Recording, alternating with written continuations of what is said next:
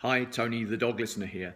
And in this film, I want to revisit a dog that I've worked with previously, only briefly really, called Bounce. Now, Bounce is a working dog. And with a lot of working dogs, people will say, well, they've got a huge amount of energy, they're hyperactive, and there's not a lot you can do with them. And at first, first glance, you'd think the same with Bounce. She's basically got two speeds. She's got 0 and 1,000 miles an hour. And when she's working with the sheep, that can be an issue sometimes because she doesn't have a brake. She's full acceleration. And the rest of the time, she's pretty much in her kennel. And so what I wanted to do with Bounce, because she's got other issues, she's very antisocial with other dogs, for example, is I wanted to get her to realise that just being around the farm doesn't mean you have to go 1,000 miles an hour. Sometimes you can just relax, take life in, potter around. But as you'll see in this first film, that took a bit of time because she was convinced that the moment she got out of her kennel, that means she had to do something. And with some working dogs, they've got to really get the idea that it's not just work. Sometimes it's just being present, being around everything. And that is good because it takes them from that, number 11 in the intensity stakes down to about a 6 or a 7, which means they're going to be more receptive to your requests. So here's a film about what I did with Bounce, just taking her out and about on the farm to see if she could just chill out a bit. Okay, so what I'm trying to do with Bounce here is I've noticed that she has two speeds, which is 0 and 1,000 kilometers per hour. There's no grey area with her. When she's out of her kennel, she thinks, I've got to do something. And what I'd like her to do is really just get used to being out, but doing nothing. Now, because of various other animals around, chickens, horses, other dogs, got on the leash for control. I'm just doing some stop, change direction. And what I would like to see from her is an end to the panting. Remember, if a dog pants, sweating. And so she's thinking, her adrenaline's up. She's thinking, I've got to do something. So I'd like those first moments of her thinking, well, maybe I don't have to do anything. Maybe I just hang out. It's going to get her to realise that there is another state to be in when you're out of your kennel. And that's relaxed. So you can see she's thinking, I've got to do something. I want to realise, no you don't.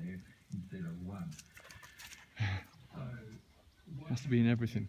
It's not her job today. I'm letting her have a sniff, of course, it's fine, but she's not dragging me to places. So if she wants to sniff over here, I can move here and allow her to have a sniff. So when we talk about dogs, and she's going to, I'll not look at that. When we talk about dogs needing to sniff around to enrich their lives, that's fine and dandy. Just make sure that they're not dragging you everywhere. You can take them to places. It's a big distinction. I think she's finished now. Not quite. Hold on. The other thing is I've got some treats here. And what I'd like her to do is to pay attention to me a bit. Give her a good reason to come to me. It means, a bit difficult to do all the things at the same time. It means that when I do call her, I want to think, oh yeah, that's a good thing, rather than me shouting after her. Especially if she's easily distracted by, as you can see, everything. Bounce! Good girl. Good girl. Excellent. So she's getting the idea there. Of course, in the heat of the moment, she might forget that. But I'm just putting that idea in her head. Slight change here. I got the treat out. She anticipated it and started to jump at me. Now, she's not going to get the treat on her terms. It's got to be on my terms. So she stopped trying. Bounce. Good girl. Good girl. Well done. Excellent. See, and the jump finishes afterwards, but the jump's not going to work. She's trying to just turn that around. This is how she realises there's got nothing to do. I'm going to take some time with her. But, see, she's thought about jumping there, and then thought against it. So there's something going on there. She's an intelligent dog. She just doesn't know. She's got no dimmer switch. That's basically it. Right now I've really freaked her out because, we're sat down, basically. We're sat down by the old fire. One Neville looks for some stuff. And she doesn't know what to do right now. It is really like, what is this nothing? What is this doing nothing? I'm not expecting to sit down or lie down. Definitely make sure she doesn't go too near the fire. Got her on the leash. But she's been resisting on the leash. She's been struggling on it, thinking, but something's got to be happening. So she's trying to jump up at me now. Just trying to push it down. There's no reason for her to get excited. And I don't get excited when she's doing this. I can always stand up if I think she's going too far, which I will do now. I'm just going to stand up, reset, sit down again. As you can see, she's desperate. Desperate's not bad actually. When a dog gets desperate, that means it's thinking about it. Sometimes a dog's behaviour gets worse before it gets better. That means they're thinking about it. Sit down again. Of course, when you sit down, your height's reduced. Just thinking about it again.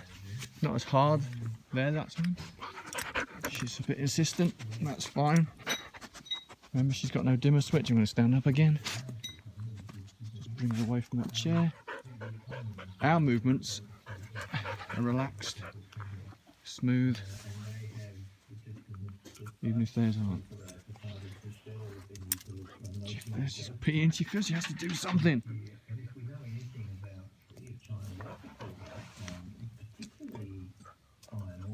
She's just trying anything and everything. She started to whine a little second ago. There you go. She's going through a whole range of thoughts in her head now. Why are we not doing anything even though I'm out here?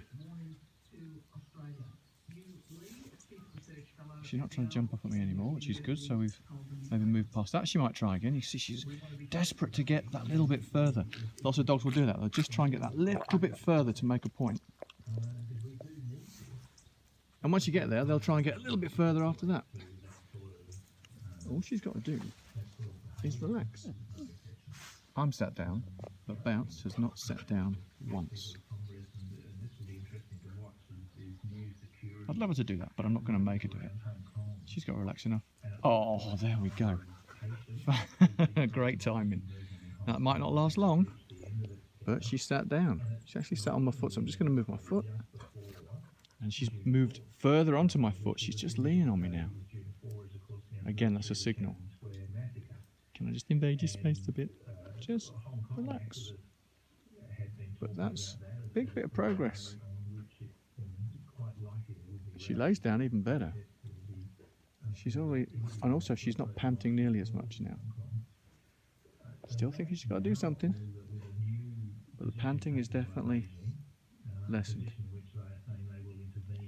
Could all go wrong at any moment, but what I'm looking for is for her to have more moments like this. Progress. Had it for a second, she laid down. Going to have a little bit of a think about it again. Again, trying to go for that limit. Pee on something, I won't show that. Just trying again. Just trying to jump up at me again. I need to be convincing. It's not just once and the dog gets it. It's the dog goes, are you sure? Really? Are you sure? But I'm happier about the panting getting less and less. Hopefully you can see that. She's still panting a little bit, but it's not nearly as bad as it was. And hopefully she will. She might sit down again. She might even lie down again, although you didn't see that. Okay, she sat down again. Lovely. I'm not trying to sit on me. She lays down. Oh, I thought she was going to go then. That'd be a result. Of course, she could just as easily shoot off as well as lay down. But I'd like her to choose to relax. And we've finally got it. She's laid down. However long that lasts, it's not the point. That's the first time. Panting has stopped. Result. It's a good start.